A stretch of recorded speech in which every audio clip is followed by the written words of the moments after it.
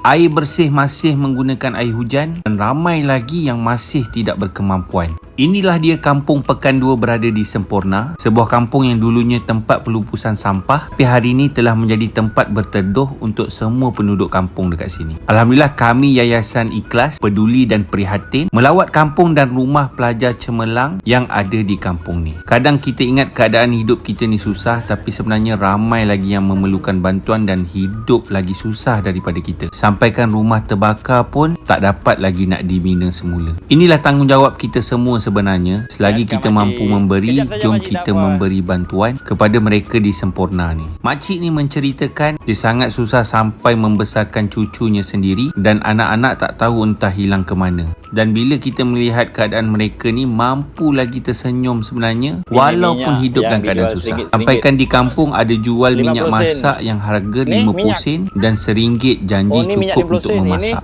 Macam yang Ustaz Bilal tunjuk. Jadi perjalanan aku bersama Yayasan Ikhlas ni sebenarnya lebih kepada menimbulkan rasa kita bersyukur berada mungkin sedikit lebih senang daripada mereka yang berada di sini. Tapi budi pekerti anak-anak Sabah di Semporna ni semuanya menyentuh hati dan sangat baik belaka. Kemudian kami meneruskan perjalanan sebuah perkampungan atas air. Nak tengok tak komen nak?